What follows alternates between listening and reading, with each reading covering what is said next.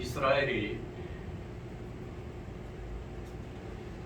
그렇게도 영원하고 그렇게도 소망했던 여호와의 귀가 에벳 오돔의 집에서 돌아오는 그때에 온 다윗성에 이스라엘 백성들이 즐겁고 춤을 추며 여호와의 귀를 찬양하는 그러한 때에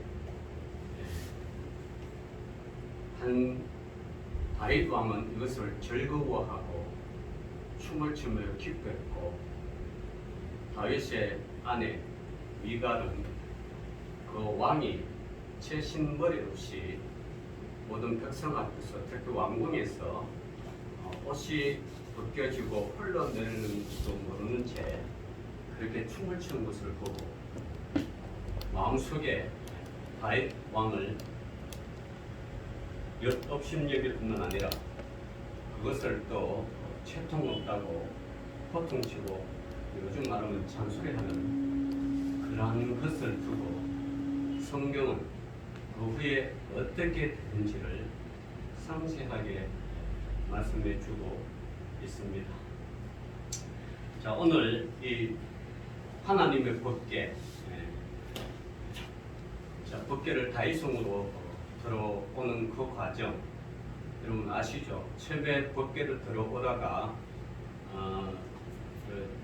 하나님의 궤를 소수레에 실다가 이걸 기웃덩거리고 넘어질 때 우사가 그걸 만짐으로 죽었다. 그래서 우사. 원래 법궤는 소수레에 끌고 오는 것이 아니라 아론의 자손 고핫 자손에게, 아론 지파 고핫 자손에게 그 자손들이 법궤를 어깨에 메고 그렇게 하는 것이 율법이요 율례였습니다.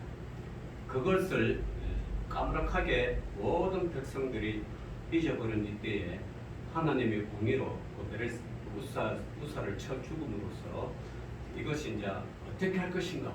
그리고 우선은 오벳 에돔의 집에 법궤를 안치시켜 놓고 말씀을 연구한 결과 이것은 수레에 아무리 새 수레라도 수레에 싣고 오는 것이 아니라 고핫 자손의 제사장들이 메고 오는 것입니다. 그렇게 이야기하고 오늘 6장 16절 드디어 이렇게 말씀하십니다. 여호와의 궤가 다윗성으로 돌아올 때에 사울의 딸 미갈이 창으로 내려보다가 다윗 왕이 여호와 앞에서 뛰놀며 춤춘 것을 보고 심중에 그를 업신여기니라. 자, 이렇게 기록을 하고 있습니다. 본문은 다윗과 이스라엘 백성들이 기랏 야림으로부터 예루살렘까지 하나님의 법궤를 옮겨다 놓은 후 큰 기쁨으로 춤추며 감사드리는 장면입니다. 여러분, 하나님 앞에 예배 드려올 때는 이렇게 기쁘고 춤추고 감사가 나오고 또 찬송이 절로 나와야 이게 진정한 기쁨의 예배지. 예배 들어올 때 마음에 온갖 근심을 다 가지고 이거 예배 또 드리러 가야 되나 이렇게 생각하면 그 순간부터 예배는 은혜가 떨어지죠. 예배를 들을 때 여러분 매 시간 매일 들어도 우리는 하나님 앞에 기쁘게 드려야 된다는 사실입니다. 여러분 이슬람 같은 경우는 여러분 알다시피 하루 5번씩, 그죠? 5번씩 자기들의 그 예배 처소에 가가지고 절을 하고 메카를 향하여 절을 하는 이슬람은 그렇게 5번씩 하는데 뭐 우리는 매일 뭐 새벽기도도 하고 하지만 5번씩은 안 하지 않아요. 그럴 때마다 그 이슬람 사람들은 기쁘고 하는데 참 우리가 예배 드린다는 거 이거 하나님께서 신령과 진정으로 드려야 된다는 것을 우리가 말씀을 통해 누누이 그렇게 이렇게 하나님께서 말씀하고 있습니다. 자, 오늘 그런 춤추는 장면에 이러한 광경을 사울의 딸 미갈이 창문 밖으로 내려다보며 다윗의 행동을 업신 여기는 그것을 봅니다. 여기서 본문은 우리에게 서로 예배를 향하여 하나님의 법궤를 향하여 서로의 생각이 대조적인 행동을 두 사람은 보여주고 있습니다. 바로 겸손한 다윗 왕의 태도와 하나님의 법궤를 향하여 온 이스라엘 백성과 왕이 춤추는 것을 교만한 미갈이 보는 미갈이 교만하는 것을 보는 그런 두 장면이 동시에 우리가 볼 수가 있습니다. 오늘 이 두 사람의 행동을 통하여 우리는 하나님으로부터 들려주는 메시지를 통하여 교훈을 받기를 원합니다. 여러분, 미갈은 누굽니까? 미갈은 사울 왕의 딸입니다. 원래 이 미갈이 등장하는 것은 사울 왕이 블레셋 사람과 전투 중에, 그죠? 전투 중에 블레셋 장군 골리앗이 거대한 골리앗 장군이 나와가지고 온 이스라엘 군대를 향하여 큰 소리로 쩌렁쩌렁 막 협박하고 너희 신이 어디 있느냐, 너희 하나님이 어디 있느냐, 나오면 봐라, 나와 대적해서 이겨봐라, 그렇게 이스라엘 백성들을 향하여 유혹하고 협박을 해. 실제로 몇몇 장수가 나가서 싸우면서 다 모조리 깨지고 전투에서 패하기 일보 직전에 다윗이 이제 자기 형의 전투하는 형이 아버지의 요청으로 야, 형에게 도시락을 갖다 줘. 요즘 말하면 소위 말하면 군수물자. 아마 군수물자는 집에서 아마 조달했는 거 봐요. 아직 체제 준비가 안 됐으니까 군수물자를 주려고 이제 가다가 그 골리앗이 하는 그 하나님을 모욕하는 그 소리를 딱 듣는 순간 다윗이 요즘 말하면 열을 받아버렸죠. 아니 저것이 뭔데? 저것이 뭔데 왕문의 여호와 하나님을 그렇게 모욕하느냐? 자, 그렇게 골리앗이 큰 소리를 칠 때 사울 왕이 야, 누가 여기 저 골리앗을 대적하여 사울 장소가 없느냐? 장소가 있으면 저 골리앗을 소리를 들으면 내 딸 미갈을 그의 아내로 해주겠다. 소위 말하면 사위로 삼겠다. 그렇게 해도 목숨 앞에 감히 사위를 하려고 한 사람이 없어요. 근데 다윗은 그 소리를 듣지 못하고 어쨌든 하나님을 모욕하는 그 골리앗을 향하여 의로운 분을 일으켜서 달려가죠. 내가 나가겠다 하니까 사울 왕이 야, 너 몰골이 그게 뭐냐? 야, 안 된다. 그러면 그래도 나가겠다 그러니까 그러면 이 갑옷과 이 칼을 차고 가라 그러니까 그것도 싫습니다. 그러면 뭐 알아서 잘 세우고 그래서 물배딸과 나 그렇게 이야기야. 나는 칼과 단창은 없지만 만군의 하나님이 여호와 이름으로 가노라. 그렇죠? 그렇게 해서 쫓아가면서 물맷돌을 가지고 딱 그리고 요즘 뭐 이렇게 뭐 하여튼 돌리는 거죠. 돌려가 던지니까 거대한 골리앗이 정확하게 여기에 맞죠. 미간 여기에 맞아서 순식간에 꼬꾸라집니다. 전쟁에서 승리해버리죠. 자, 그래서 이 사울이 원래 자기 딸 미갈을 주려고 했는데 전쟁에서 돌아오니까 백성들이 사울은 천천히요, 다윗은 만만이라 이렇게 하니까 이 사울 왕이 열을 받은 거예요. 아니 전투에서 다 같이 고생했는데 저 다윗을 향하여 만만이라고 자기는 왕이신 분으로 말하고 천천히라고 하니까 열을 받. 그래가지고 그때부터 다윗을 시기하고 질투하여 저것이 다음 행보는 나를 내 자리를 노리는 왕밖에 없다. 이렇게 시기하여 다윗을 죽이려고 온갖 수를 다 쓰죠. 자, 다윗이 가만히 있으면 사울 왕의 사유가 되는데 왕이 죽이려고 이렇게 하니까 도망다니기 바빠요. 그런 상황에서 미갈은 시집 보내가니까 이건 뭐 자꾸 도망다니고 그렇게 하니까 나이는 찼지 다른 사람에게 시집을 보냅니다. 자, 오늘 그 미갈은 뜻은 누가 하나님과 같은가 라는 뜻이고, 사울의 둘째 딸이며 메랍의 동생 다윗을 죽이려는 아버지 사울의 계략에 의해 그렇게 이 사울 왕이 저 미갈을 데려가면 블레셋 사람 양피, 요즘 말하면 표피죠. 남자의 성색이 그거 딱 표경 수술하는 거 보고 그걸 200개 가져오면 그 사람한테 안을 주겠다. 이중 약속을 하죠. 첫 번째 약속을 잊어버리고 두 번째 약속. 자, 그렇게 해서 이 미갈은 다른 사람에 의하여 이 발디엘이라는 사람과 결혼을 합니다. 그게 사무엘상 25장 44절. 그리고 사울 왕이 죽은 뒤 왕이 된 다윗이 저 미갈 어디 있느냐 하면서 다시 데리고 왔습니다. 데리고 올 때 이 발디엘과의 강제로 뛰어났죠. 그래서 뭐 두 부부가 울고불고 나죠. 그렇게 강제로 하여튼 들고 와서. 근데 실질적으로는 원래는 다윗 것인데, 그죠? 자기 아버지 사울 왕에 의하여 이제 뺏겨버린 게 아니에요.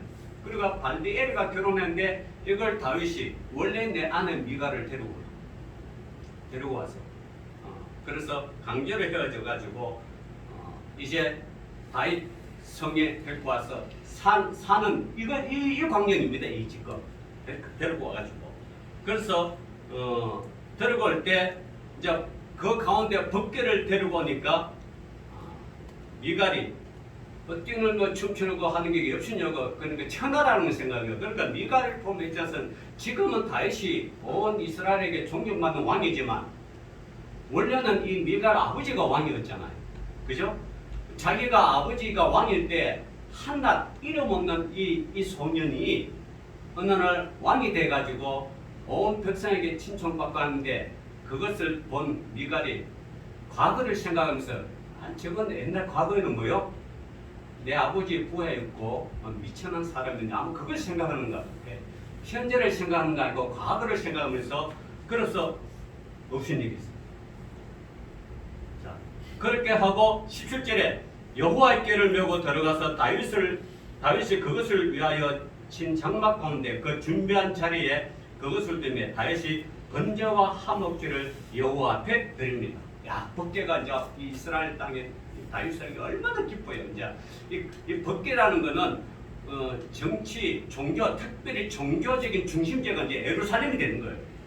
전 지역의 이스라엘 백성들의 그 중심지 예루살렘이 법궤를 모심으로써 이제 종교의 중심지가 되는 거예요. 그리고 다윗이 번제와 화목제를 드리기를 마치고 만군의 여호와 이름으로 백성에게 축복하고 19절 한번 봅시다. 모든 백성 곧 이스라엘 무리에게 남녀를 막나누고 떡 한 개와 고기 한 조각과 금포도 한 덩이씩 나누어 주며 모든 백성이 각기 집으로 돌아가니라. 이때 온 이스라엘 백성들이 법궤가 하나님 법궤가 예루살렘에 도착하니까 다윗이 법궤가 들어오면 온 이스라엘 백성에게 잔치를 벌리는데 다 참석 못하니까 이제 여기 보니까 떡 한 개, 고기 한 조각, 금포도 한 덩이씩 그걸 다 나눠주는 거예요. 요즘요 대한민국이 제5차 재난지원금 나눠준다고 하는데 전 국민 88%만 나눠주고 12%는 돈이 많으니까 안 나눠준다. 자, 그렇게 이야기합니다. 그런데 이 성경에 보니까 차별징이 해야 안 해요? 차별해서 전 국민에게 나눠줘. 전 국민에게 뭐요? 떡 한 개에 고기 한 개 나눠줍니다. 사실 또 여러분, 그 재난지원금이라는 거는 세금 많이 낸 사람들 받아가지고 나눠주는 거잖아요. 정치인들이 절대 자기 돈으로 안 주죠. 정치인들 아마 재산 다 기부하고 이러면 전 국민에게 좀 나눠줄 수는 있겠는데 절대 그렇게 안 하죠. 그러고 생색은 다 내는 거 아니에요. 이게 정치인들. 그 여러분 속지 마시길 바랍니다. 자기 돈으로 주면 얼마나 좋아. 근데 싹 안 줘. 그러고 세금으로 주면서 우리 정치인들이 이런 일을 했다고 이렇게 이야기하는 게 이 정치인들. 자, 어쨌든 선택적 재난지원금을 보편적으로 전 국민에 다 주니 오늘 다시 보니까 전 국민에 다 준 것 같아요. 그 성경으로 비춰보면 재난지원금 전 국민에게 뭐요? 다 나눠줘야 되죠. 왜냐하면 이 12%가 사실 세금을 엄청나게 많이 내는 거죠.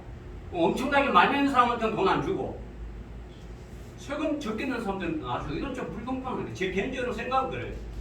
그래서 이번에 경기도에 31개 시도에 경기도 31개 도시가 시가 있어요. 광명시, 안산시, 시흥시, 그래서 그 시에서 건의를 했어요. 우리 경기도만은 전 도민에게 다 주자. 그리고 이재명 시장이 아니 뭐 시에서 그렇게 건의하면 고려해 보겠다. 아마 경기도는 다 주는 것 같아요. 12% 빼고 전 국민이 경기도에 속한 전 국민에게 다 주는 것 같아요. 서울 빼놓고요. 경기도민에게만 다 주는 것 같아요. 어쨌든 이렇게 보편적으로 다 주는 게 성경적인 것 같아요. 누구는 주고 누구는 안 주고. 오늘 다윗이 뭐요? 다 줬잖아. 법궤가 다윗 성으로 돌아오니까 다 주는 거예요. 너무 기뻐가지고. 자, 그러면서 이제 20절 다윗이 자기의 가족에게 축복으로 돌아오며 사울의 딸 미갈이 나와서 다윗을 맞으며 이르되 이스라엘 왕이 오늘 어떻게 영화로우신지 방탕한 자가 염치 없이 자신의 몸을 드러내는 것처럼 오늘 그의 신복의 계집종이 앞에 종의 눈앞에 몸을 드러내셨나이다. 냈다. 이 다윗이 미갈이 다윗을 향하여 조롱하는 그런 말씀입니다. 아내가 하나님의 법궤가 참 그렇게 예루살렘 들어오면 칭찬하고 다윗 왕 정말 잘합니다 이렇게 찬양하고 숭배를 못한 거 아니죠? 남편이 바깥에서 열심히 일하고 있는데 네가 왜 그렇게 춤추냐, 네 모습이 그게 뭐냐 조롱하고 비난하니까 다윗이 열을 받죠. 자, 오늘 이 법궤로 인하여 이 소위 말하면 작게는 부부 싸움이지만 많게는 이 싸움으로 인하여 두 사람의 운명이 어떻게 바뀌는가 하나님 그것을 지금 증언해 주고 있습니다. 자, 봅시다. 다윗의 법궤를 향한 태도를 봅시다. 다윗은 당시 이스라엘의 왕이었습니다. 그리고 그는 백성으로부터 존경을 받는 영웅이었습니다. 가는 곳마다 전쟁에 승리하고 영토를 다윗 왕 있을 때 이스라엘 영토가 가장 넓었어요. 엄청나게 넓게 영토를 넓히는 그런 왕입니다. 모든 이방 민족을 쫓아내며 다윗성을 정복하고 원래 다윗성 이거 여부스성인데 여부스성에 여부스 족속이 살았잖아요. 그래서 여부스를 정복하려니까 너가 아무리 훌륭한 사람이 군사가 와도 우리 여부스족 전름발이다가 너를 물리친다 이렇게 조롱하니까 다윗이 열발하고 수구를 통해 올라가가지고 다 전멸해버리잖아요. 그래서 빼앗은 그 여부스성을 다윗성으로 바꿔버리잖아요. 그죠? 그 앞장섰던 장군이 요압 장군이에요. 자, 그래서 정복하고 나라의 기틀을 세운 인물입니다. 그러한 다윗이 권위와 이음을 갖추고자 한다면 어느 누구보다도 권위와 이음을 갖출 수가 있습니다. 그러나 그는 그렇게 하지 않았습니다. 그는 하나님의 법궤 앞에서 한없이 겸손했고 그는 어린아이처럼 법궤를 향하여 법궤가 도는 것을 너무 기뻐가 춤췄어요. 춤을 추다 보니 옷이 이제 막 벗겨지고 그런 거죠. 이것은 그의 하나님을 향한 열정과 순수한 신앙을 잘 나타낸다는 것입니다. 그는 하나님 앞에서 자신이 비록 왕의 신분이지만 하나님 앞에서는 자신은 아무것도 아닌 그저 어린아이와 불과하다는 그러한 생각을 가졌습니다. 그게 다윗 왕입니다. 하나님의 법궤는 곧 하나님의 인재를 상징하는 것이기에 그 자신이 비록 왕일지라도 하나님 앞에서는 보잘것없는 피조물임을 깨달아 가장 겸손하게 행동하였던 것입니다. 이에 비하여 같은 법궤를 맞이하는 미갈의 태도는 너무 달랐습니다. 미갈은 다윗의 아내이자 또한 사울왕의 딸이었습니다. 그런데 그에게 하나님을 향한 경외심은 전혀 없었습니다. 여호와의 궤가 다윗성으로 돌아올 때 사울의 딸 미갈이 창으로 내려보다가 내려본다는 자체가 벌써 깔보는 거 아니겠어요? 앞에 1층에 나와가지고 정말 맞이해야 되지. 겸손하게 맞아야 되는데 창으로 딱 보고 누가 오나 뭐 오나 이렇게 교만하게 쳐다본다는 거죠. 이러한 구절은 미갈의 신앙 상태를 잘 보여주는 구절이라고 했습니다. 아니 미갈 자체가 신앙이 없는 거죠. 신앙이 있는 여인 같은 감히 이렇게 하겠습니까? 신앙이 없는 거죠. 밖에는 그냥 들어오는 것보다 하나님에 대한 경외심은 조금도 없는, 아버지의 영향을 받았는지 누구의 영향을 받았는지 어떤 하나님을 향한 경외심이라고는 조금도 없는, 오히려 하나님의 이름을 깔보고 밑에서 내려보고 조롱하는 듯한 그런 행동. 그래서 이스라엘 백성과 왕을 위하여 모든 백성들이 춤추가 할 때 조롱하는 이 미갈. 미갈에게 있어서 하나님의 여호와의 언약궤가 다윗성으로 돌아온다는 사실은 그에게는 아무런 기쁨도 감격도 없었습니다. 그래하여 언약궤가 들어온 것을 창으로 내려다볼 뿐입니다. 그녀에게 있어 언약궤가 들어온다는 것은 단순히 하나의 흥미거리에 불과했습니다. 어쩌면 그의 관심은 언약궤에 있었던 것이 아니라 이러한 언약궤를 들어올 때 벌어지는 이스라엘 백성들의 축제의 모습에 더 관심이 있었는지 모릅니다. 그러기에 다윗이 여호와의 궤 앞에서 춤추며 기뻐하자 그를 업신여긴 것, 그런 행동을 했는 것이 아니었습니까? 그러고 가만히 있으면 그때도 그걸 또 말을 하는 거예요. 하지 말아야 할 말을 한 거죠. 그리고 그녀는 이스라엘의 왕다운 채통을 차리지 못한다고 다윗을 책망하는 교만한 행동을 취했습니다. 그 20절에 그게 나오죠.